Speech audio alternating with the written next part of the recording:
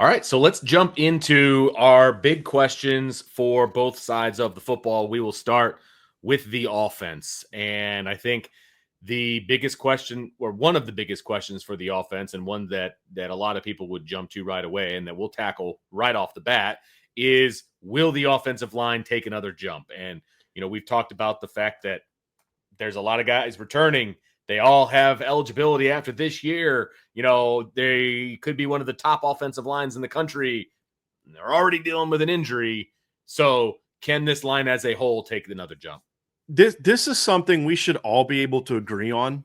We all have these debates. Well, is Joe Rudolph a good coach or not? Is the talent good or not? Is Anthony Knapp good or not? It's like, well, all that's irrelevant.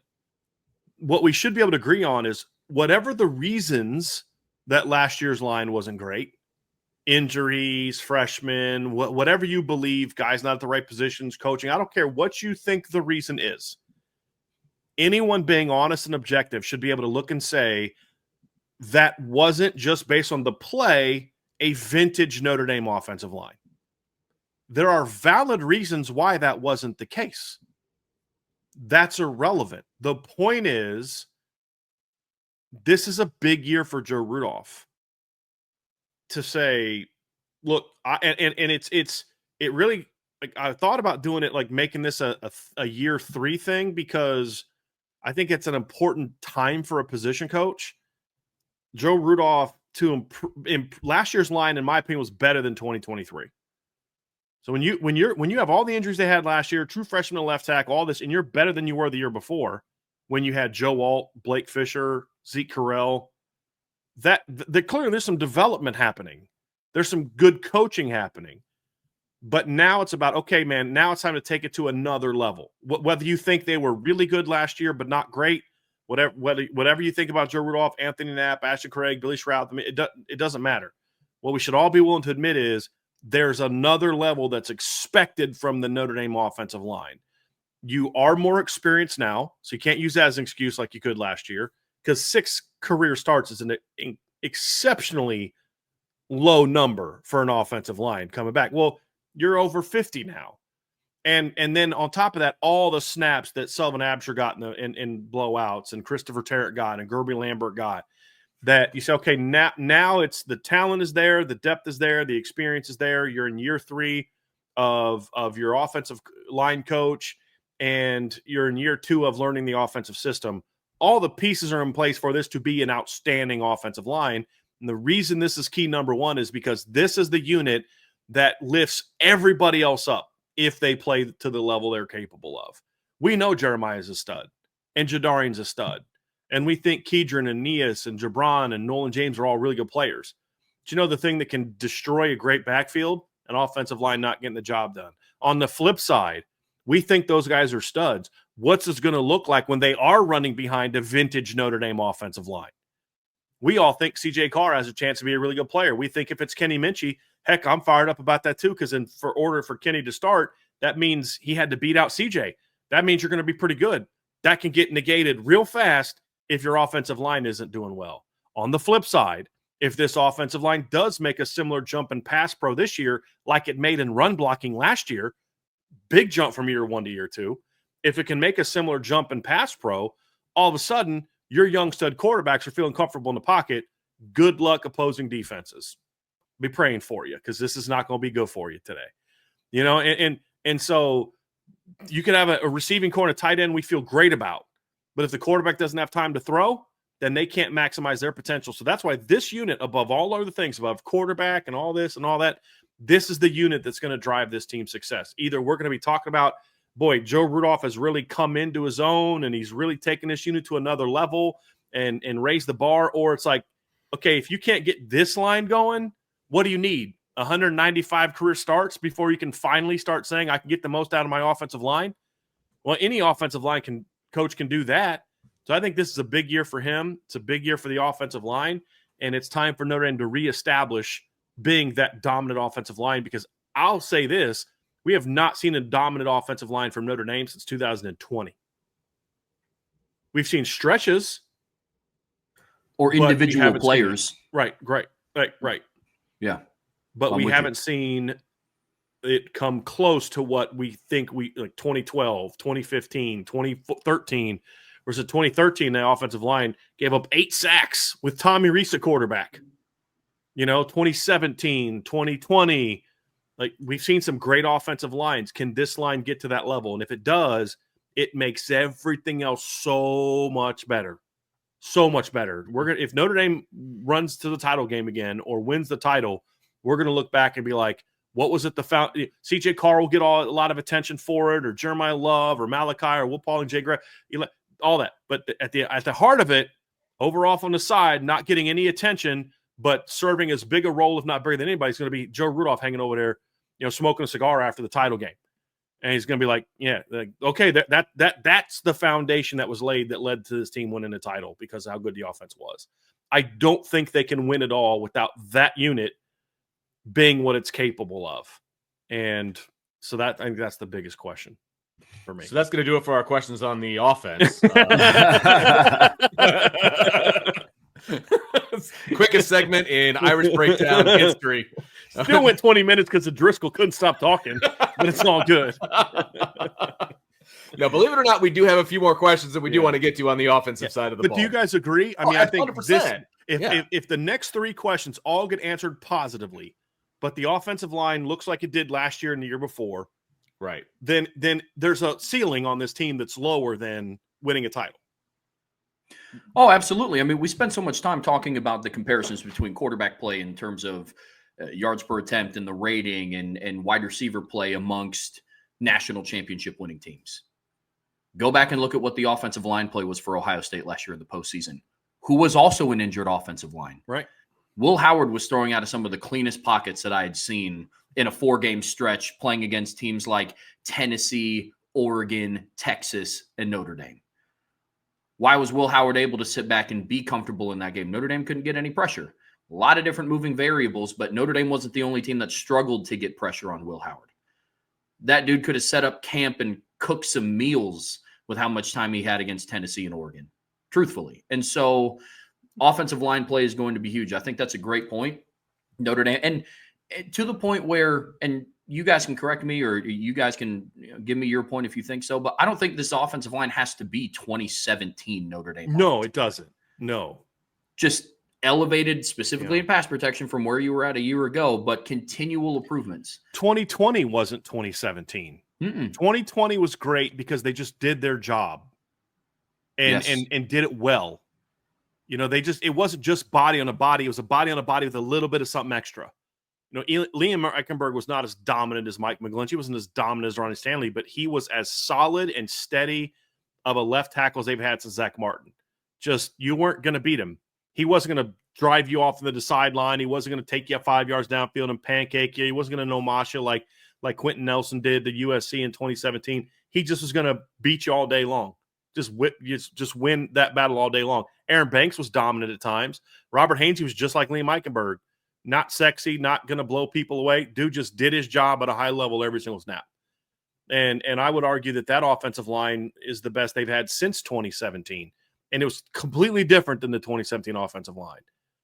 It was just, you do your job, you do your job, you do your job, you do your job, you do your job, and then let the talent take over. Jeremiah Love doesn't need you to be Quentin Nelson to rip off a 90-yard touchdown run. He just needs you to get a body on a body. And then if you do something beyond that, that's where a 20-yard gain turns into a 98-yard gain, like we saw against Indiana. He was able to get through that hole clean and not have to slow down, just boom, right through that hole, ghost, because now his talent could take over. And I think you're spot on, Trev. This team they don't need to be 2017 offensive line. They don't. That team needed that offensive line to be that. This one doesn't for a million reasons, but absolutely agree completely with that.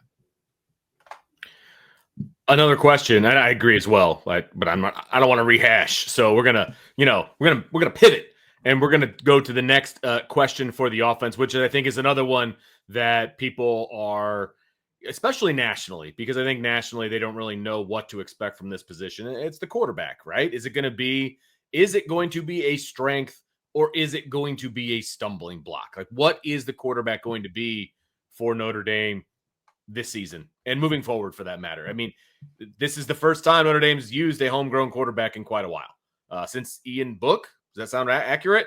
So, well, 2022, they had Buckner and Pine. True. Okay, you're right. You're absolutely right. So what is I know we all try to block that season out, but yeah. I mean, at least from the quarterback position.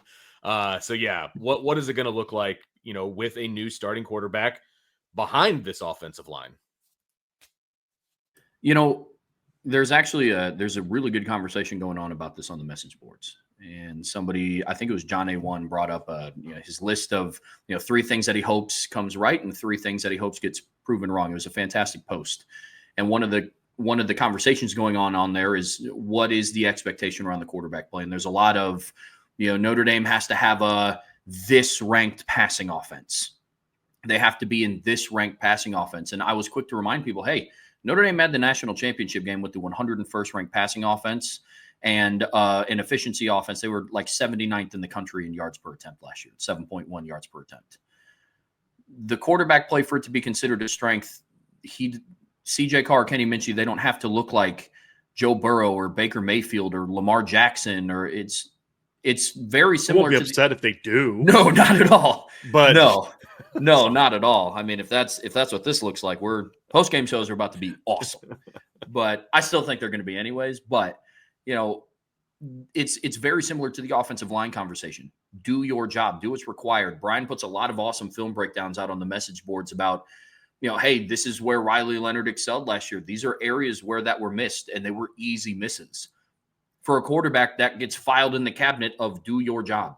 Facilitate the football. And that's my expectation of whichever quarterback starts at Notre Dame this year, is facilitate the football. You don't have to put together a Heisman-level campaign to be considered a strength for this offense this year. It's run the offense that is in front of you. You have the potential to have a top 10 offensive line this year. You have a top 2 backfield in the country, arguably not second. You have a very underrated receiving core this year that could very well end up at the end of the season in the top 10 receiving cores in college football. Just live within the offense, but I don't want that to come off as a negative connotation, because sometimes people hear that it's like, oh, you don't want him to go be a playmaker. For somebody like Riley Leonard living within the offense, they quickly learn that that's just not something. He has to go play a little bit of street ball. But with guys like Kenny Minchey and CJ Carr, who can be effective and really effective within the confines of what Mike Denbrock wants to do on offense, they don't have to go light the world on fire and throw for 6,000 yards and 59 passing touchdowns to be considered a strength. And that's what's exciting about this room. But it is still a question because, Vince, you brought up a valid point. There's been a minute since they've gone with a homegrown kid. And so that was their worst season of the 2020s. And so it's one of those where it's like, okay, what is this going to look like for him now? What is this going to look like? And that's a major question. I agree, Vince. I mean, Yeah. It's simple. This team can only go so far if the quarterback play is just average. Agreed. And I will say that I don't anticipate the quarterback play being average, but it's still a question mark. It's still something that we don't know because neither guy that's in contention for this job has experience as a college level quarterback. Never taken a meaningful snap in college. And it's not even just about the production and all that. And they could play very, very well. Ian Book threw 34 touchdowns and 6 picks in 2019. Right. But it was so hollow. And it's not just, this isn't a shot at Ian Book. That team was that way, where they would just run up the score in these really bad teams and then just look very mediocre against good teams. And so the numbers at the end of the year looked great, but it wasn't like you just weren't blown away by just the overall results of it. And again, that sounds like a shot at Ian Book. It really wasn't, because there were games that year where he wasn't getting the protection he needed and he wasn't getting the help he needed and the defense wasn't doing what they needed to do. I mean, it was a team-wide thing where that team just lacked sort of that same focus and killer instinct that they had the year before. But at the end of the day, it's how do you play in the big moments? How do you play against the better teams? And that's what the 21 offense lacked. It's what the 19 offense lacked. It's what the 17 offense lacked, if we're going to be real honest about it. And it's what the 15 offense lacked. I mean, just 12. I mean, it's been an issue for a while. So it just, you got to play good football in those games. You don't got to carry them, throw for 350 yards. Just don't hurt them. Don't hurt your team either. Because I'll say this, I think this team that surrounds the quarterback is a lot better than the team that surrounded Ian Book as well. Yeah, 100%. In 2019 and 2020. Yeah, 100%. And speaking of the team that surrounds this year's quarterback, another question mark for the offense that we have talked about, in our position previews and a lot of other different ways, because I've been burned in the past. I will be the first one to admit that. But can the wide receivers play to the level that we think that they're going to play at? Are they as good as advertised? I think that's a very legitimate question for this offense. Like I said, I've been burned. I have, predicted some breakout seasons for some wide receivers over the last couple of years, and for a myriad of reasons that has not occurred. And it feels like this year, it just feels like this year is a year that may not be the case, and they will finally be the group that is being advertised to us. And I think Notre Dame did a good job in the portal to supplement the talented group that is also coming back, Brian. That's one of the not funniest because it's not comedic. It's just been funny is watching Trevor's evolution from talking about the wide receivers to the beginning of the offseason to now, because he tried so hard to, you got to show me, I got to see it. And I don't care. You got to do it in Notre Dame uniform to recently it's been like, all right, I'm past it. I'm over it. This unit's going to be really good. But you're absolutely right, Vince. And Trevor's right as well. It's okay to be optimistic about it, but at the end of the day, we still all got to see it. We got to see that Malachi Fields and all I need Malachi Fields to do is do what he did at Virginia. Yes. Will he? I don't know. I just need Will Pong to do what he did in 2023. That's it. That's all I need. But will he? I think those are things that it's we can make this one a little bit short and sweet, fellas. We've talked a lot about the receivers over the summer. If you want to talk about it more, we can. I of all people, I'm not going to tell you guys to go short on something, but it's just the moral of the story is we've talked a lot about it. Yeah, it's show me time, and that's probably in my top 3 things I'm looking for. And we'll kind of do this a little bit tomorrow's show. We're going to talk a little bit about what are we looking for in fall camp. Fall camp specifically, but absolutely it's this receiver. The new receivers are going to be at the top of my list. Are they as good as advertised, and do they stay healthy? I think that's a very key ingredient to this team. Not only get again, somebody's like, well, they get to the playoffs with an average quarterback, no further, and I'm like, yeah, that's exactly the point. Yep. That's not just getting to the playoffs. Isn't the standard for Notre Dame. You got to get there and do something, and that's what we're talking. That's what all this is about. This isn't about what can Notre Dame do to be 10-2. This is about these are questions that are going to determine if Notre Dame can win a title, and that this unit to me has to play. They have to be able to step up in some of those big games where the receivers as a whole just didn't. There'd be one guy. It was like the Jaden Greathouse show, and then nothing else. It's like Will Paul or Jordan Faison was great the first 2 games. Jaden Greathouse had a combined 2 catches in those 2 games. It's okay, as a unit, you put it all together, and then that kind of leads into the final question, Vince, is about that. And I'll let you take us to that. But it's simple, guys. Can these newcomer receivers step up and be as good as we think? Yeah. So anyway, the final piece of this is, we were talking about the transfer guys, and we were talking about, what that's going to look like, and are they as advertised, and, all of those kinds of deals. But what about the guys that are already here? And I think that's a massive question mark. Can Eli Raridan at tight end and can Jaden Greathouse at wide receiver, can they meet the expectations, I think, that we have placed upon them? Not we at Irish Breakdown, but we as a fan base, we as a, the team themselves have put on these guys. Oh, I'll say it. That's Irish Breakdown. I mean, us too. I think I'm saying not us that. Yeah. I'll own that. Yeah, I'll own that. I think these 2 guys, Trev, you talk about all the returners outside of Jeremiah Love. I think these 2 returners have as much on their shoulders as anybody that returned that played a lot for last year's team, outside of maybe Anthony Knapp. These 2 pass catchers, I think, more than anything, their impact will be the greatest past the 2025 season. That's why I think that their impact on this offense is going to be that much more. Like we talk a lot about the recruiting trail and the implications of what a passing offense could do for this team, a lethal downfield passing attack. We talk about a lot of anti-recruiting tactics against Notre Dame. It's like, well, look what Malachi Fields and Will Pauling did for them. It's like, yeah, they had them for a year and they were already proven players when they did that. Can Notre Dame develop their own guys? Can they get their highly touted recruits to perform that way? Because, school A or school B has a track record of doing that. Now, I think that's all the more reason why an Eli Raridan breakout and a Jaden Greathouse breakout will pay major dividends down the road, not just for 2025. But I agree completely. Like, this passing offense can't be what it is if Jaden Greathouse and especially Eli Raridan isn't who we believe them to be. And it's two different lights. With Eli Raridan, it's just we have to see it in bulk. The tools are there. You're 6'7", you're 250, you're a fast tight end, you're a vertical threat that can make plays after the catch. And we've seen it in the Jersey scrimmage, and we saw it in the Blue Gold game. Can we see it down in South Beach? Can we see it in the postseason? Now, argument could be made that we had the opportunity to see it in the postseason at times if he got the football, but that kind of falls in line with some of the other questions that we've covered today. Jaden Greathouse, can you replicate the performances you had against Louisville and Texas A&M and Florida State, not just against Penn State and Ohio State, but can you replicate some of those performances over the course of a 14, 15, 16 game season?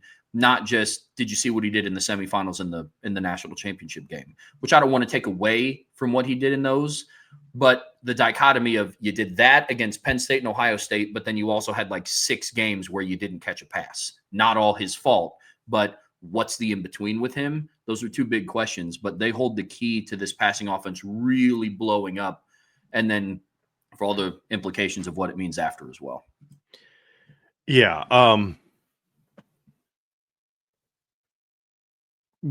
These last two are, it's interesting. These last two are about pass catchers. And I think there's a reason for that.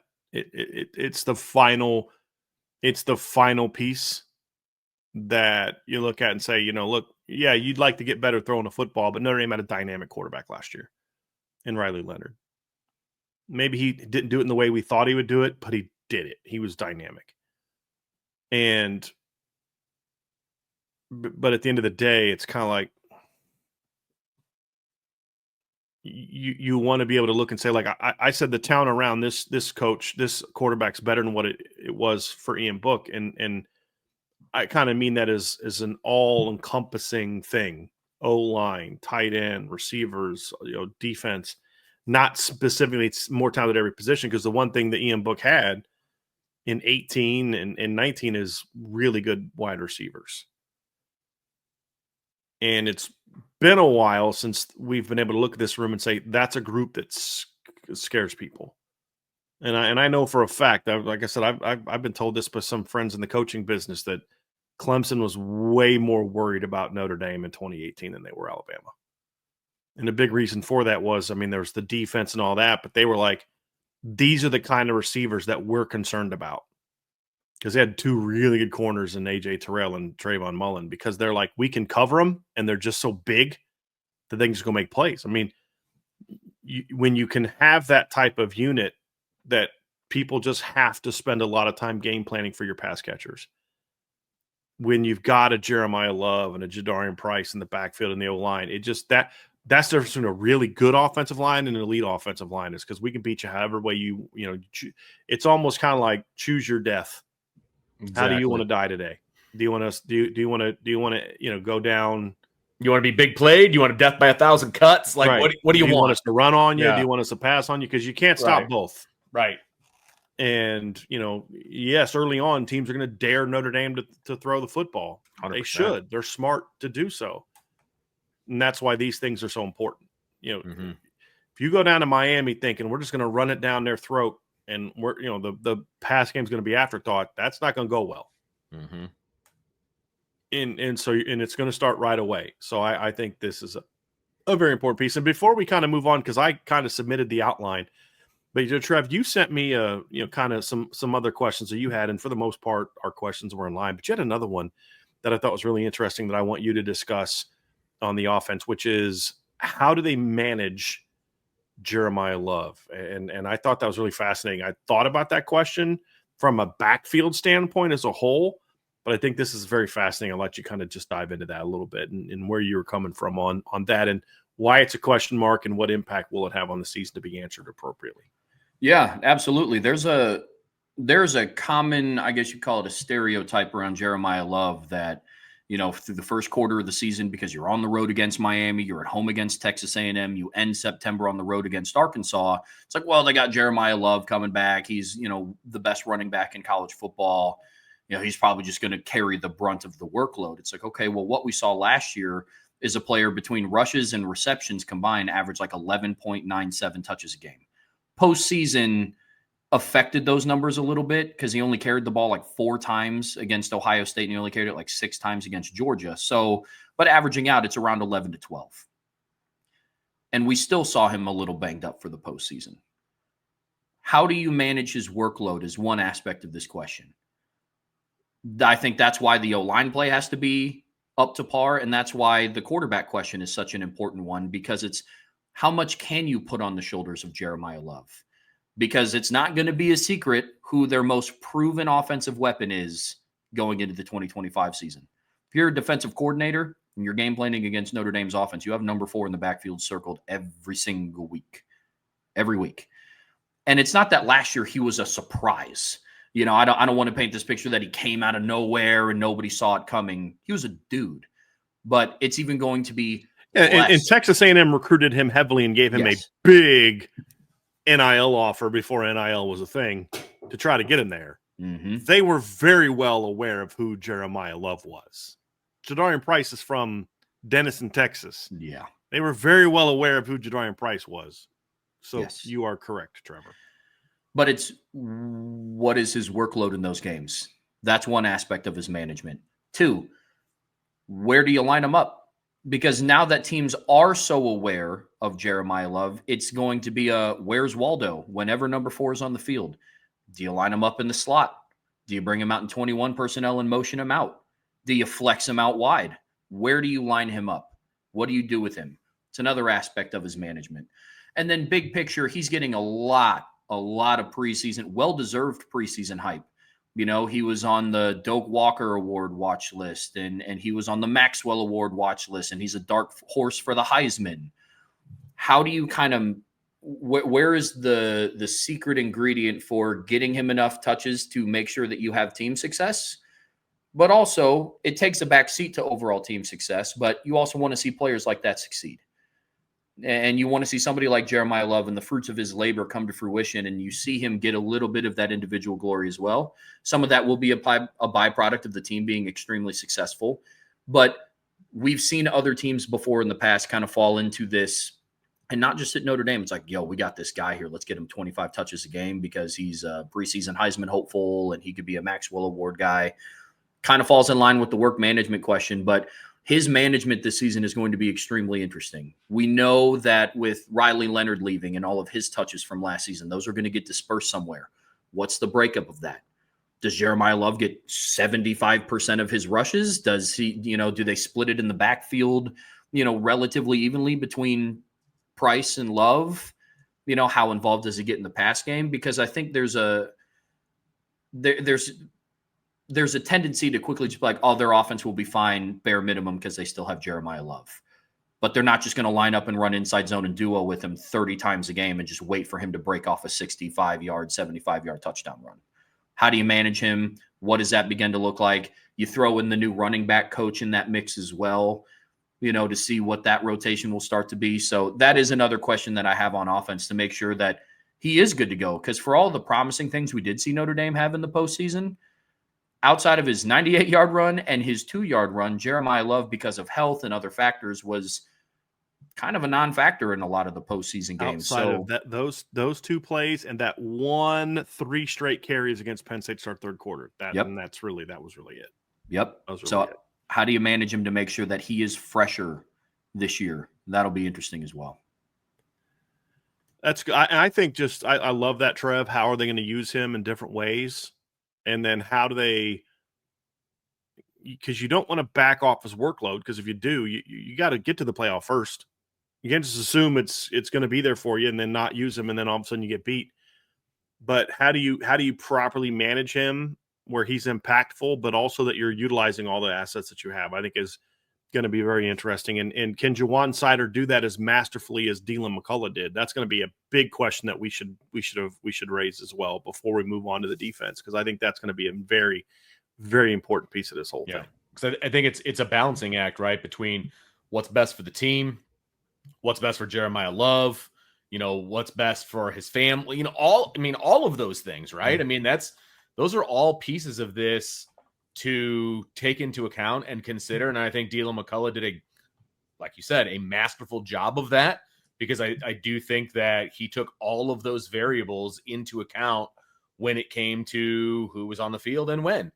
And now you've got all this preseason hype, as Trevor just kind of alluded to, and who Jeremiah Love is to this program and to this team and to the success of this team. And, it's hard to, on paper, say that, well, why would you not have Jeremiah Love on the field every single third down? Why would he not be your primary back all the time? You have to balance that on paper with what is best for Jeremiah Love too. And are you gunning for some of those awards? Are you just want him to be fresh for the NFL draft? All of those different things. I think those are all, now they all vary in importance. Don't get me wrong. And the personals at the bottom of that list for him and for right, the staff. Like, look, Jeremiah Love knows, and I promise you, unless he has an agent that should be fired immediately, right, he understands very much how he's viewed right now by the NFL. There are some things he has to work on and improve. It's all rising sophomores, all players going from their sophomore to junior year do. But it's like, dude, you got nowhere to go but down. Correct. Basically, you're the top back in the draft, in my opinion. Yeah. And so it's not like they got to work him 20 carries a game to prove something to the NFL. It's more so just about how do you use him as a weapon, and then how do you manage him to where he is impactful for you, but also you don't wear him out by the end of September. Right. I mean, it can be very tempting to say, look, we're going to get him 30 touches against Miami and A&M. All right, fine, but you better be pulling way back on the reins. Exactly. But it's also, but you don't have to do that. Right. When you've got Jadarian Price and Aeneas Williams and Keedron Young and the rest of the guys on the running back room. And that's kind of where I'm coming from. It's not as necessary to dominate the way that you might with some other guys because of how good the rest of that room is. Yep. So it's a very, very interesting point, Trev. Very well done.